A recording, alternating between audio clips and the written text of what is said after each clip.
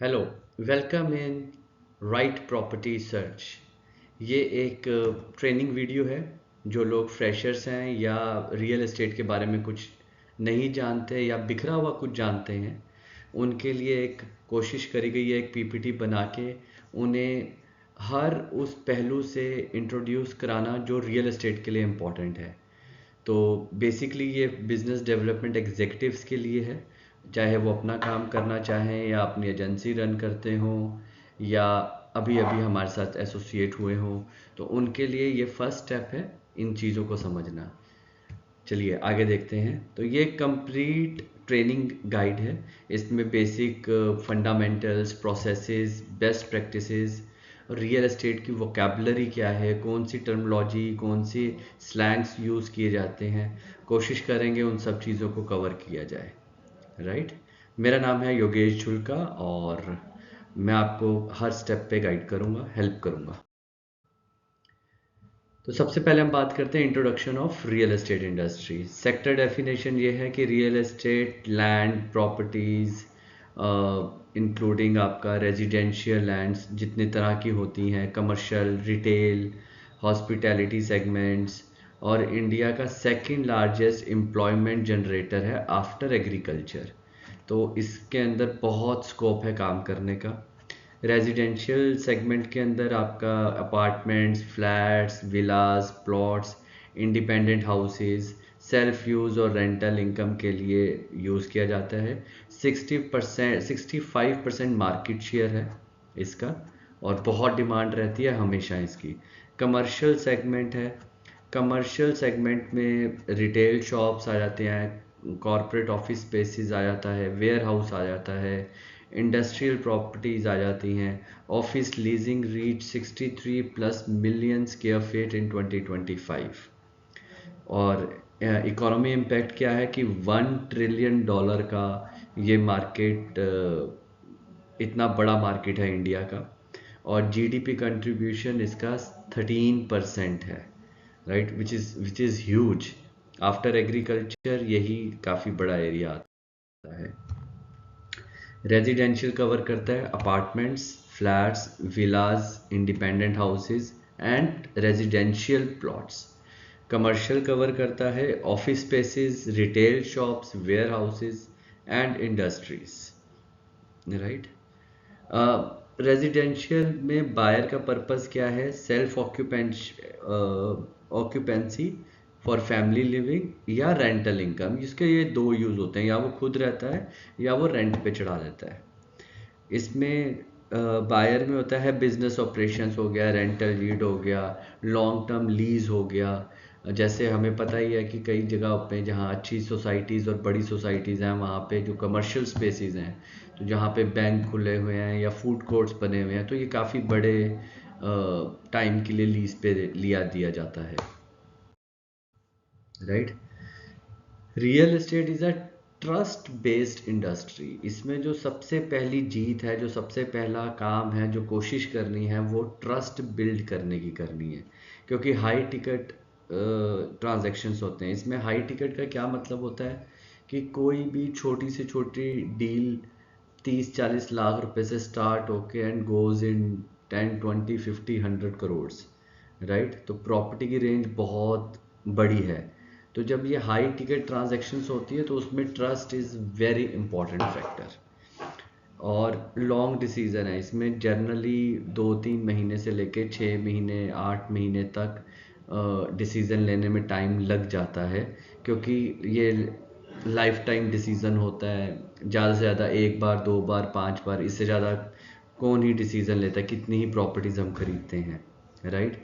तो इसका डिसीज़न थोड़ा लंबा चलता है, जैसे साइट विजिट्स होती है, family discussion, financial planning, loan processing before final commitment. तो काफ़ी सारे स्टेप्स आते हैं जिसके अंदर इसमें टाइम लग जाता है। Legal and financial risk. Buyer face risk of project delays, legal dispute, title issues and fund mismanagement. Trust in the sales professional mitigations perceived risk.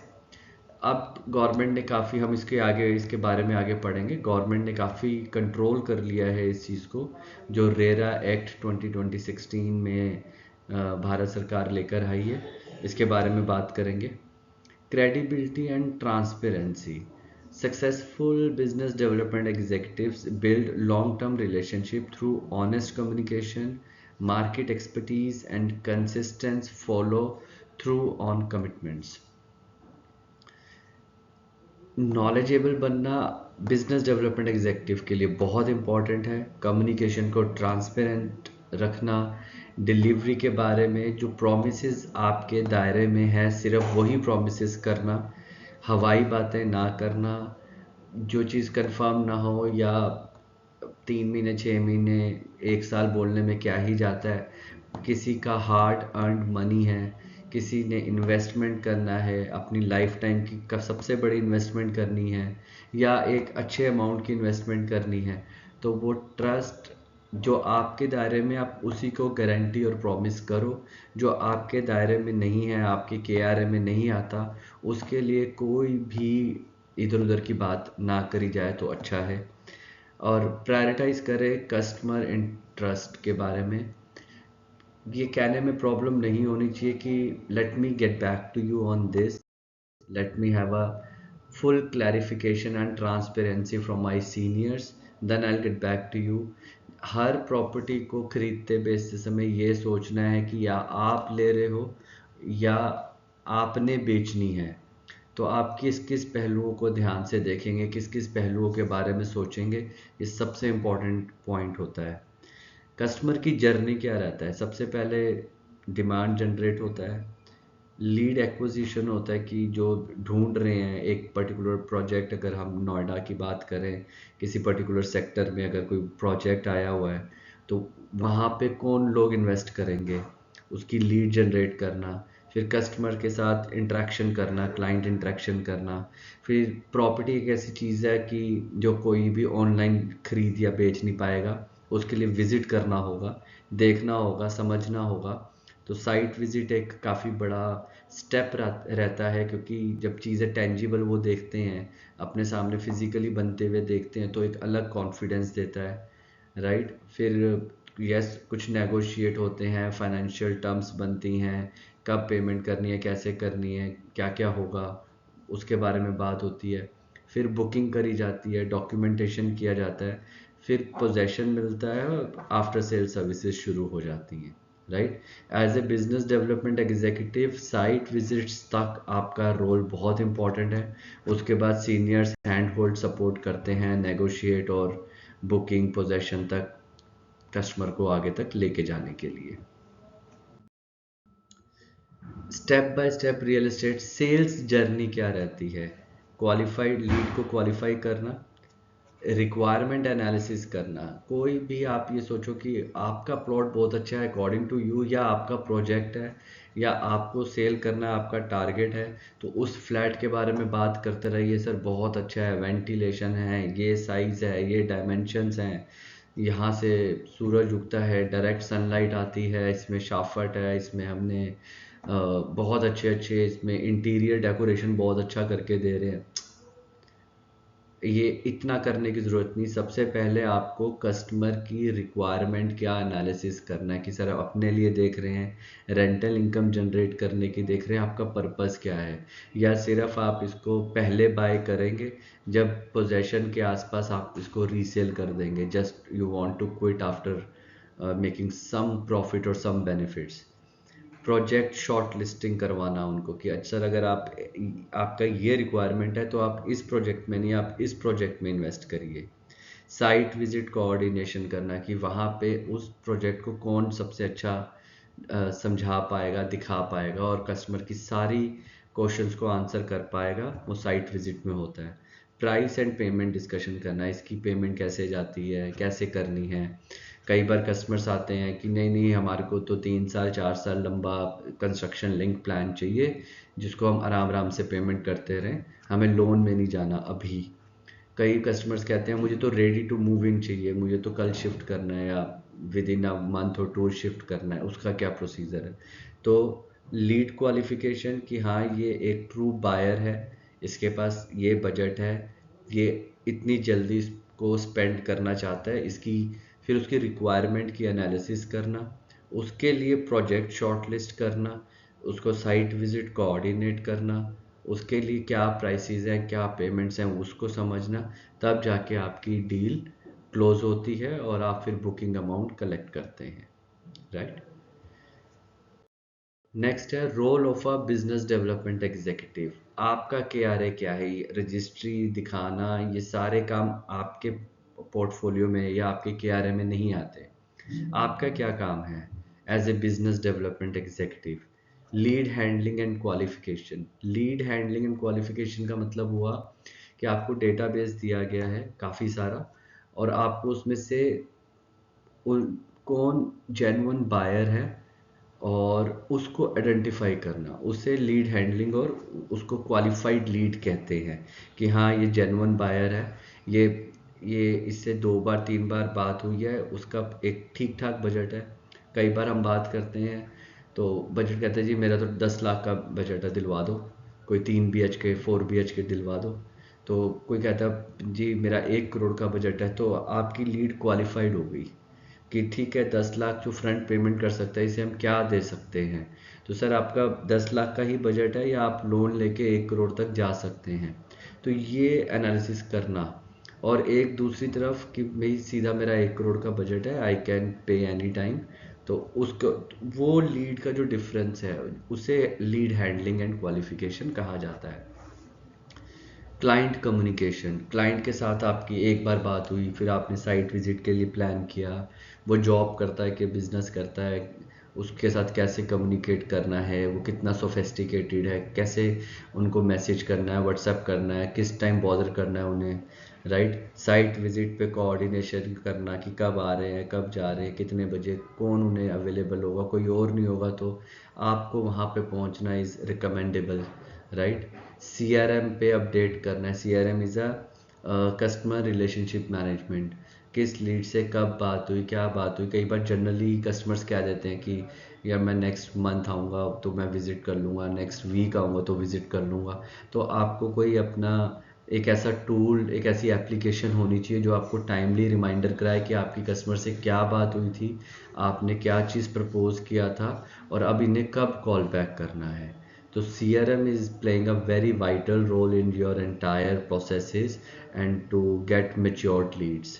Follow up management भी उस CRM से ही हो जाता है कि आपको कब किसको कितना कैसे फॉलो अप करना है, कितनी कॉल्स करनी है। सपोर्ट टिल बुकिंग, बुकिंग होने के बाद तो वो सीनियर्स के रडार में आ जाते हैं, तब तक आपको उसके लिए सब चीज़ें करते रहना है, राइट। सब फॉलो अप करते रहना है, CRM में अपडेट करते रहना है, एक कंटिन्यूशन प्रैक्टिस है। Main responsibility inquiry to site visit. Why site visit is critical? 33x 300% higher conversion rate होता है जो कस्टमर साइट विजिट कर लेता है।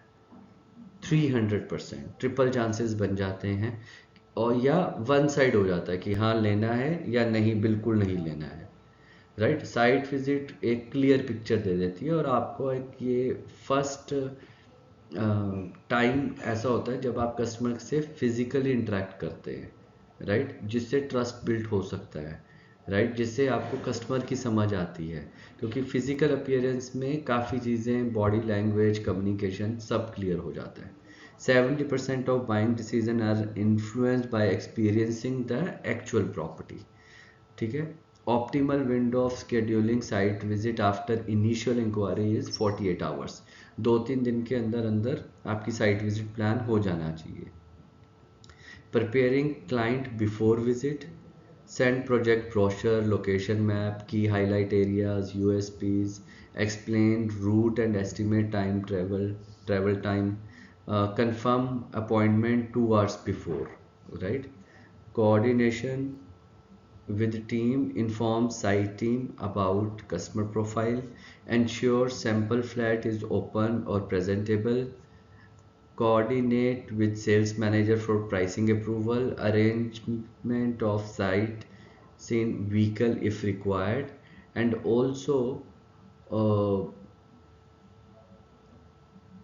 you must know about the available of inventory. So customer need to confirm 2 hours in prior, जो आपको लेना है। प्रोजेक्ट ब्रीफ सेंड विद की highlight area, site team informed and prepared. Informed and prepared ये नहीं कि हाँ सर क्लाइंट आ रहा है देख लेना, सर ये क्लाइंट से बात हुई है, ये उनकी रिक्वायरमेंट है, वो इस एक्सपेक्टेशन से आ रहे हैं। Now the person who is handling your client visit वो ज़्यादा इफेक्टिवली उसे वो चीज़ें बता पाएगा जो कस्टमर का रिक्वायरमेंट है, right. Sample flat clean and presentable, pricing offering inventory availability and follow up scheduled within 24 hours. तो ये काम रहते हैं। Why customers buy property, simple चीज़ है। सेल्फ ऑक्यूपेशन, या तो वो खुद रहना चाहते हैं। Primary motivation for 60 to 65% of buyers, customers seek a home for their family with proximity to workplace, schools and amenities. Rental income के लिए, कैपिटल एप्रिसिएशन के लिए एंड टैक्स बेनिफिट के लिए। तो इसमें बीडीए टिप क्या है? Identify the primary motivation early in the conversation, tailor your pitch accordingly, emphasize lifestyle and amenities from end to end, and then talk to for appreciation if they are looking for a capital appreciation for investors, right। तो आपका customer property क्यों लेना चाहते हैं और इन चारों पांचों चीज़ों का ही डिफरेंस है। तो इससे आपका लीड क्वालिफाइड होती है और आपको रिक्वायरमेंट समझ में आती है कि पिच क्या करना है। When customer decide to buy, financial readiness, market confidence, project credibility, loan eligibility, if they want it, right? And what is the most important part? वो भी आएंगे। The importance of location in real estate is very very important। अक्सर कहा जाता है कि बहुत दूर है, नहीं नहीं ये तो काफ़ी किलोमीटर दूर है। तो कहाँ से दूर है, क्या दूर है? वो जो दूर की डेफिनेशन है अगर आप उसको देखेंगे तो उसको कनेक्टिविटी कहा जाता है। उसमें दो तीन चीज़ें आती हैं, एयरपोर्ट, रेलवे स्टेशंस, मेट्रोज, बड़े हाईवेज। कि भाई एक बार आप इस हाईवे पे आ गए तो कहीं भी जाना आपके लिए मुश्किल नहीं है, राइट। हार्डली 10 to 15 मिनट्स में, 20 मिनट्स में आप ये सारे ये पॉइंट टच करते हो, तो उसको कनेक्टिविटी कहा जाता है। जहाँ कनेक्टिविटी जुड़ जाती है, सबसे पहले उस लैंड को गवर्नमेंट वहाँ पे कनेक्टिविटी देती है। फिर वहाँ पे आप देखेंगे तो वहाँ पे हाई राइज, लो राइज, ये सब चीज़ें बनना शुरू हो जाती हैं। वहाँ पे रेजिडेंशियल सोसाइटीज़ बनना शुरू हो जाती हैं, जहाँ पे लोग रहने लगते हैं, बसने लगते हैं। वो सिटी ग्रो करने लग जाती है। फिर वहाँ पे बिजनेस भी आ जाएंगे, स्कूल्स भी आ जाएंगे, मार्केट्स भी आ जाएंगी, क्योंकि वहाँ पे रेजिडेंशियल लोग पहुँचना शुरू हो गए हैं। और फिर वहाँ का कैपिटल अप्रिशिएट होगा ही होगा। तो connectivity is a very important and playing a very vital role while finalizing the property. वहाँ का सोशल इंफ्रास्ट्रक्चर कैसा है, एम्प्लॉयमेंट हब्स कहाँ हैं, फ्यूचर डेवलपमेंट्स के क्या प्लान हैं। तो ये सब चीज़ें इम्पॉर्टेंट होती है जब कस्टमर प्रॉपर्टी बाय करता है। डेवलपिंग वर्सेस डेवलप्ड लोकेशन, जो डेवलप्ड एरियाज़ है तो कंप्लीट इंफ्रास्ट्रक्चर वहाँ पे, मेट्रो। अब जैसे हम दिल्ली की बात करें तो Delhi is a developed area. वहाँ पे मेट्रोज भी हैं, रोड्स हैं, हाईवेज हैं, स्कूल्स, हॉस्पिटल्स फुल्ली ऑपरेशनल है। हायर प्रॉपर्टी प्राइसेस है ऑलरेडी। साउथ दिल्ली में आप चले जाओ या नॉर्थ दिल्ली में चले जाओ, नॉर्थ वेस्ट में चले जाओ, तो ऑलरेडी काफ़ी करोड़ों में प्रॉपर्टीज ऑलरेडी पहुंच चुकी है। Lower risk profile, proven demand and rental income, वो तो अगर आपका बजट है तो आप सीधा जाके प्रॉपर्टी करोड़ों में खरीदिए, रेंट पे दे दीजिए, अगर पैसा उस तरह का आपके पास अवेलेबल है तो। स्टडी एकदम साइलेंट उसकी एप्रिसिएशन है, 8 to 12% एनुअल प्राइस ग्रोथ होता रहेगा। डेवलपिंग एरियाज में क्या होता है कि इंफ्रास्ट्रक्चर अंडरवे है, अभी इंफ्रास्ट्रक्चर बन रहा है, मेट्रोज बन रही हैं, प्रपोज्ड हैं, गवर्नमेंट प्लान के अंडर आती हैं, रोड्स अभी बन रही हैं अभी, और वहाँ पे सर्विसेज और अमेनिटीज़ डेवलपमेंट हो रही हैं। उसी के अकॉर्डिंग प्राइस अभी काफ़ी कम है, अभी अफोर्डेबल है, अभी बहुत ग्रो करेगा। हायर रिस्क रिवॉर्ड होता है कि भाई सारी ये चीज़ें कंप्लीट हो जाएं, जो प्रपोज्ड है वो पहले बन जाएं, राइट, उसकी प्रोग्रेशन, उसकी कंस्ट्रक्शन दिखना शुरू हो जाए। तो इसमें एप्रिसिएशन बहुत होता है।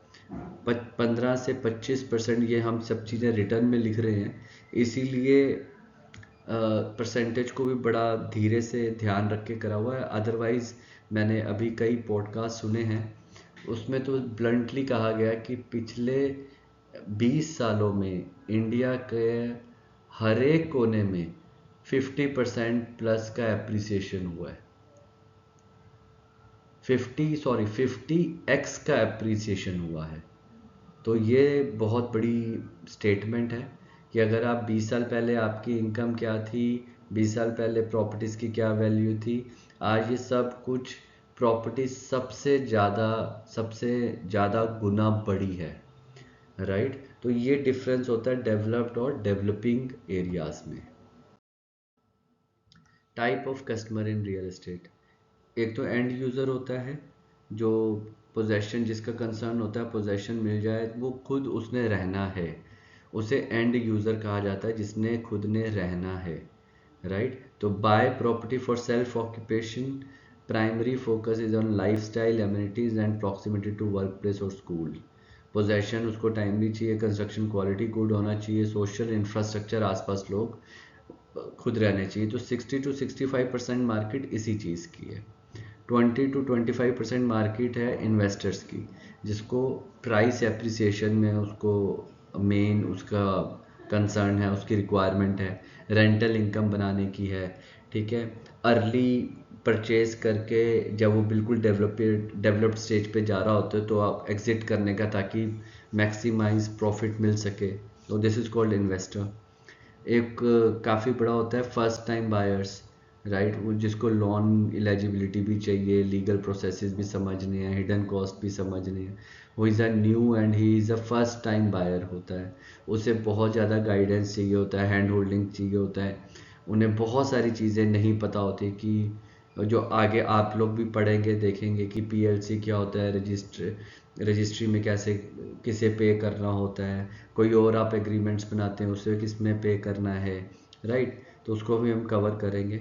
एनआरआई बायर्स होते हैं, ये हाई टिकट साइज होते हैं, जो non resident Indians investing in India, value trust, transparency and remote transaction capability, power of attorney, ये रीपार्टीशन रूल्स और वीडियो और वर्चुअल टूर्स, उनको this is how they make up their mind and take their decisions.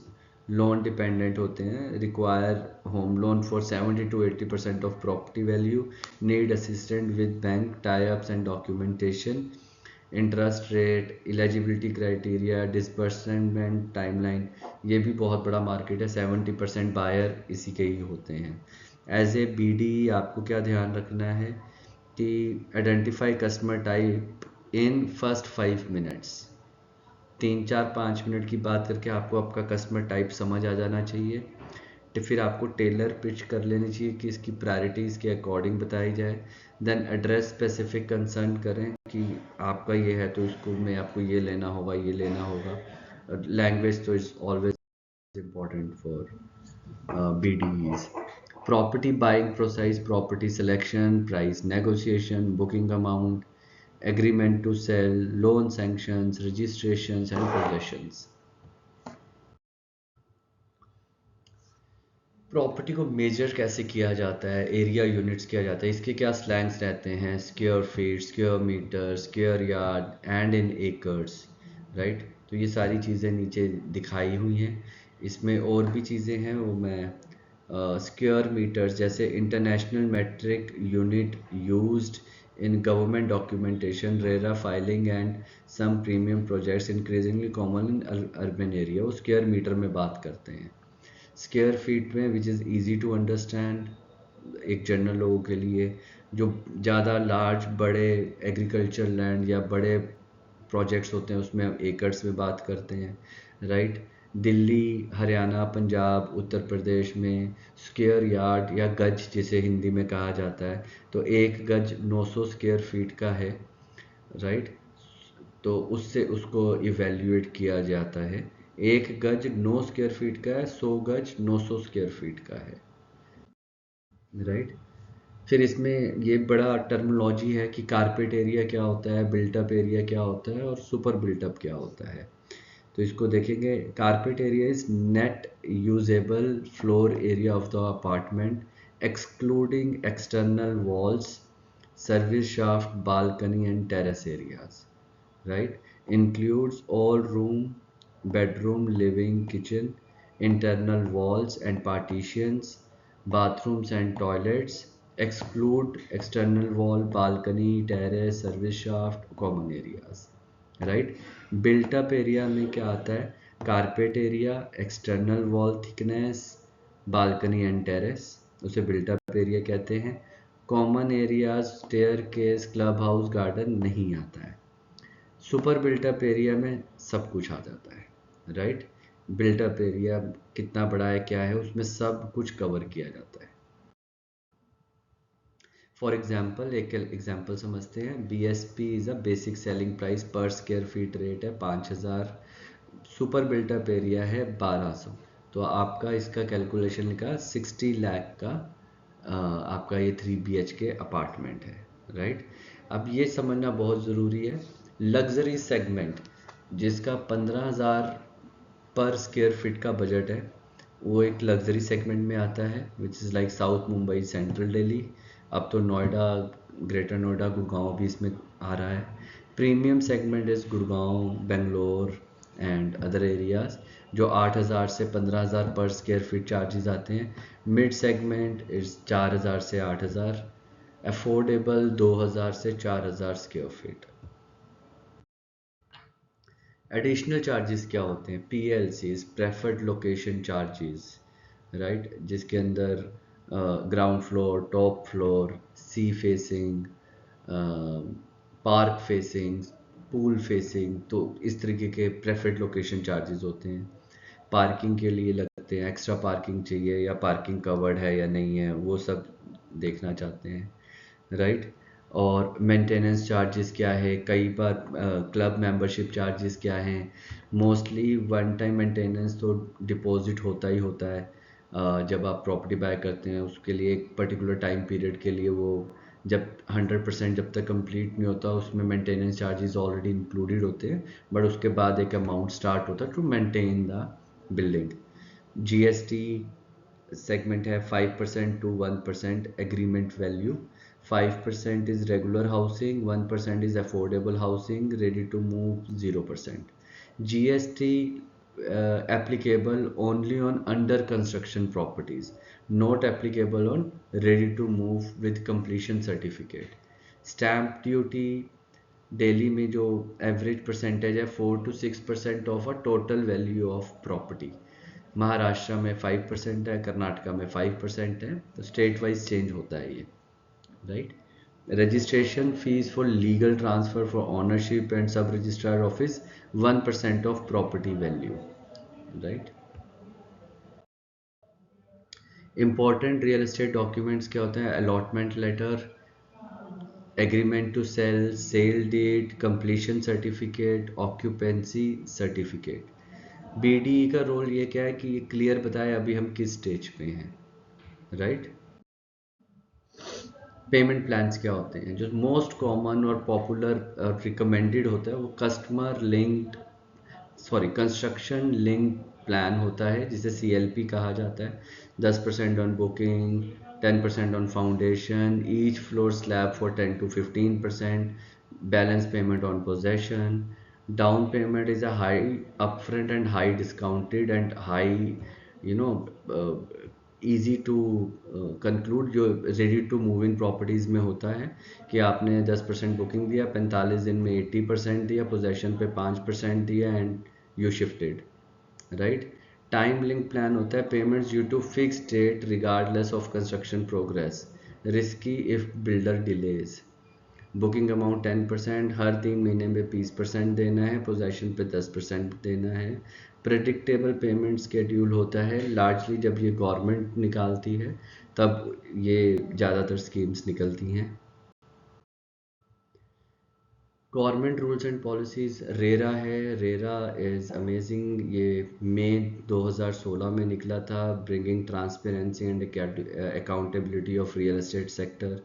ये प्रधानमंत्री आवास योजना है, दीनदयाल जन आवास योजना है, GST है, circle rate है। ये सब पढ़ोगे, जब आप इसमें डील करना शुरू करोगे, एक डील करोगे, you will understand it. Indian real estate market overview. By 2030, it will touch to $1 trillion, 13% of GDP, and number 2 in employment. Right? Growth drivers है rapid urbanization.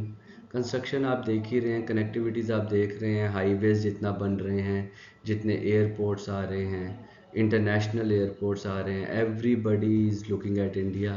तो real estate is definitely one of the booming sector now. People can plan their career, lifetime career for in this sector. ये एक बार बढ़ना शुरू होगा और आपके कुछ प्रॉस्पेक्ट्स बनना शुरू होंगे, क्लाइंटेल बनना शुरू होगा. You your self will never leave this industry because it has everything. Everything means it has every potential to fulfill your dreams. You just need to your dream should be the big, right? NCR and Noida real estate growth, infrastructure development, commercial expansion, residential demand, investor interest, everything is mentioned here. You can pause the video, you can go through with every point. Future projects near Noida, right? Expressway आ रहा है, Noida international airport आ रहा है, metro expansions हो रही हैं, commercial hubs आ रहे हैं, right? Why property prices will rise, demand and supply gap, population migration, infrastructure lead growth, rising construction cost, right? Career scope in detail, BD जिसको 0 से 2 साल का एक्सपीरियंस है, सीनियर जिसने 4-5 डील क्लोज कर ली वो सीनियर हो जाता है. The time varies 2 years to 6 years, right? Leader बन जाते हैं वो 6 to 8 year का experience, manager 10 to 12 year of experience, vice president और बिजनेस हेड्स इस 12 साल का एक्सपीरियंस. फ्रेशर्स की सैलरी ये है. If you are looking for a salaries, real estate is not your cup of tea. It is only to make money. Salary is peanuts, which you will definitely get it, right? These are the slabs, and you need to just you must have a product knowledge, expertise, building relationship, negotiation mastery, market analysis. अगर आप कोई project cell कर रहे हैं तो not only that project, आपको उसके आसपास के 10 प्रोजेक्ट की डीप नॉलेज होनी चाहिए. Then only you can win someone trust, right? You can start your own journey. You can become our channel partner, you can become real estate consultant, start prop tech entrepreneur with digital services. Commonly asked questions by what is the final price, when is the possession, is the loan available. कोई एक गलत answer या झूठ बोलोगे पकड़े जाओगे, बहुत problems आएंगी. तो be very careful by committing on this thing. Questions BD must ask from customer, आपका रेंज कितना है, आपका पर्पस ऑफ परचेज क्या है, लोन रिक्वायरमेंट है या नहीं है, टाइमलाइन ऑफ परचेज क्या है और प्रेफर्ड लोकेशन क्या है. ये 5 चीज़ें समझते ही आपको समझ आ जाएगा कि आपको अपना कौन सा प्रोजेक्ट पिच करना है, right? CRM uses, trust based communication, follow frequency is most important. So these are our trainings. Definitely आपको इसके अलावा बहुत और कुछ जानना और समझना है, so you can directly get in touch with us. Thank you.